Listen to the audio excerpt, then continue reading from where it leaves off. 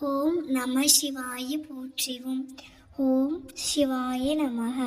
என் அன்பு குழந்தையே, நீ அனுபவித்த அனைத்து கஷ்டங்களில் இருந்தும் மீண்டு வரும் நேரம் இதோ நெருங்கிவிட்டது.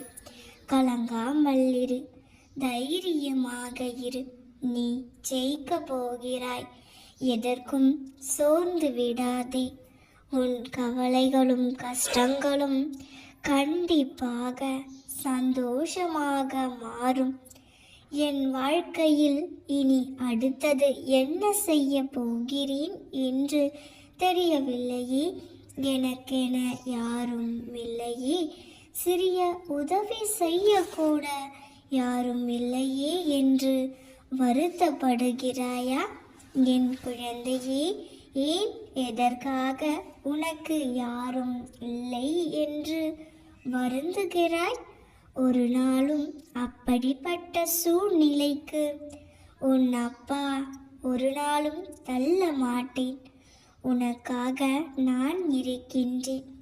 இனி உனக்கு யாரும் இல்லை என்று நீ ஒரு நாளும் நினைக்க கூடாது.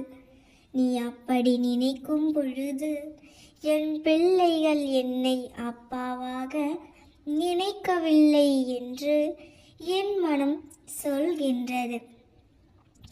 யாரும் இல்லை எனக்கு தானே நினைக்கிறாயே தவிர, எனக்கு என் அப்பா இருக்கிறார், எனக்கு எல்லாம் செய்வதற்கு என் அப்பா இருக்கிறார், எனக்கு ஒரு கஷ்டம் என்றால் தோள் சாய என் அப்பா இருக்கின்றார் என்று என் பிள்ளை சொல்லும் அழகே வேறு. ஆனால் நீயோ எனக்கு இனி யாரும் இல்லை என்று சொல்லி என்னை காயப்படுகின்றாயே. இது உனக்கு நியாயமாக இருக்கிறதா? உன் அப்பா நான் இருக்கின்றேன் மகளே. இனி உன் மனதில் உனக்கென யாரும் இல்லை என்று ஒரு நாளும் நினைக்க கூடாது. எனக்கு என் அப்பா இருக்கின்றார் என்று சொல். ஒரு தைரியம் உனக்குள் பிறக்கும். குழந்தையே, உன் அப்பா நான் இருக்கின்றேன். ஏன் நீ தனிமையில் இருப்பதாக உணர்கின்றாய்? நீ தனிமையில் இல்லை, நான் உன்னோடுதான் இருக்கின்றேன். என் பிள்ளை எப்பொழுதும் மகிழ்ச்சியாய் மட்டுமே இருக்க வேண்டும். புரிகிறதா குழந்தையே? எவ்வளவு கஷ்டமோ துன்பமோ அதையெல்லாம் தள்ளிவிட்டு சென்று கொண்டே இரு. எல்லாம் சரியாகிவிடும் என்று நம்பிக்கை வை. எல்லாம் சரியாகிவிடும், சரியா? உன் அப்பா எல்லாவற்றையும் சரி செய்து தருவேன் என்று என் மீது நம்பிக்கை வை. பொறுமையும் தன்னம்பிக்கையும் தான் தைரியம். அதை நீ ஒருபோதும் தொலைத்து விடாதே. எப்பொழுது நீ எந்த பிரச்சனைகளையும் சந்திக்க நேர்ந்தாலும் எதிர்த்து போராட கற்றுக்கொள். அப்போது அதுவே உன்னை காப்பாற்றும் தங்கமே. ஆனால் எது நடந்தாலும் எது நடந்திருந்தாலும் அதை நீ உணரும் தருணத்தில் நான் அனைத்தும் மதித்து உன்னை ஆசீர்வதிப்பேன்.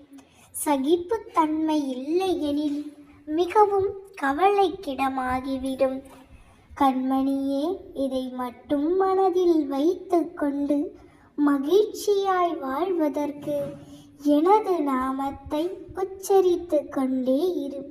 நீ சிறந்த நற்குணங்களோடு இருந்தாலும், மிகவும் கடினமான சூழ்நிலையில் இருந்தாலும், உனக்கு அனைத்தையும் ஏற்றுக்கொள்ளும் மன தூய்மையும் தன்னலமற்ற சிந்தனைகளும் எண்ணங்களும் இல்லை என்றால் எதையுமே நீ எதிர்கொள்ள முடியாது, சாதிக்கவும் முடியாது.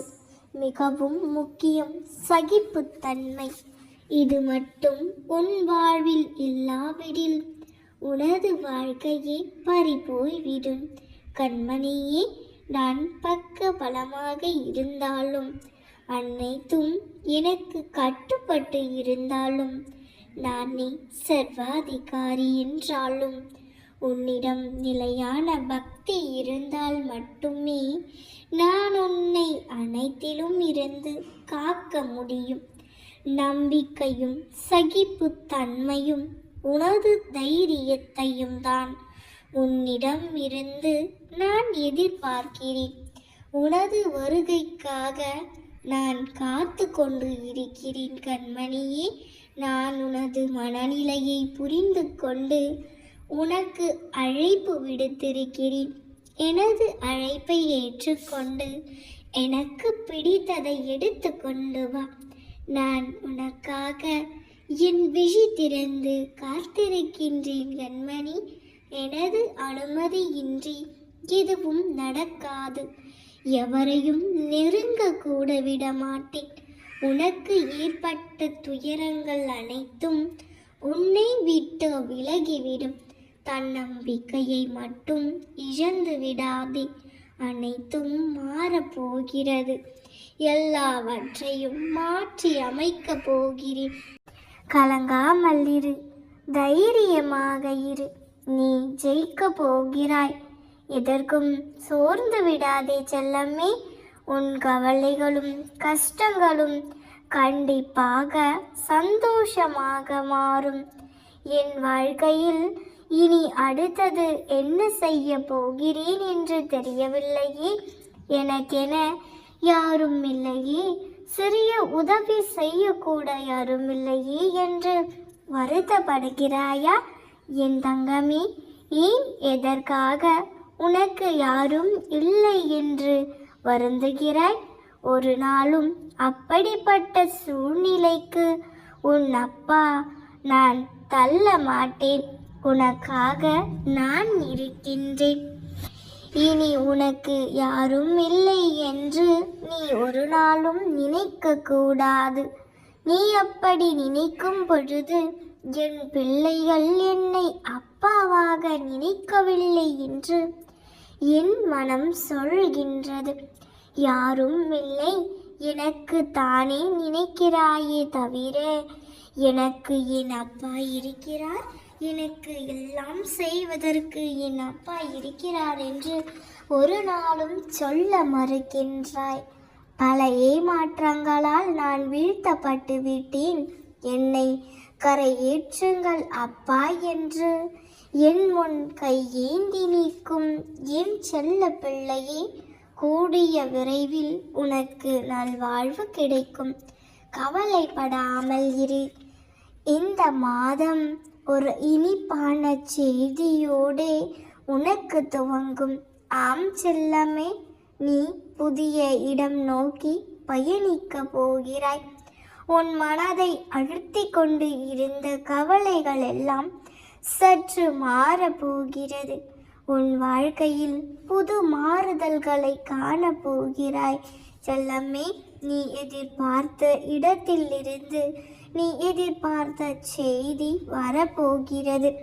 அதனை கண்டு புதிய இடம் நோக்கி நீ இடமாற்றம் அடைய போகிறாய். உன் மனம் மகிழும் நிகழ்வுகள் இந்த மாதத்திலேயே நடக்கப் போகிறது.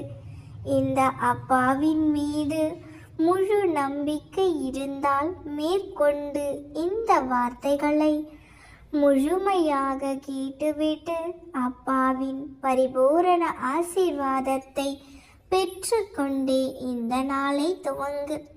இப்பொழுது உன் மனதில் இருக்கும் குழப்பங்களுக்கு என்ன காரணம் என்று தெரியுமா? உன் மனம் ஒரு நிலை இல்லாமல் இருக்கிறது செல்லமே. உன் வாழ்க்கையில் நிம்மதி இல்லாமல் இருக்கிறது. உன் மனதில் இருக்கும் அனைத்து பிரச்சனைகளுக்கும் காரணம் நீயேதான். நல்லது கெட்டது என எல்லாவற்றையும் உன் மனதில் குவித்து வைத்து கொண்டு இருக்கிறாய். நல்ல நிகழ்வுகளை மனதில் பதித்திருந்தால் பிரச்சனை இல்லை. நீயோ எதிர்மறை நிகழ்வுகளை மனதில் பதித்து வைத்திருக்கிறாய். அதுதான் உன் எண்ணங்களையும் பாதிக்கிறது. மறக்க வேண்டும் என்று நீ விஷயங்களை நினைக்கின்றாய். அதுதான் உன் நிம்மதிக்கு நல்லது. தங்கமே, நிச்சயம் நல்லதே நடக்கும்.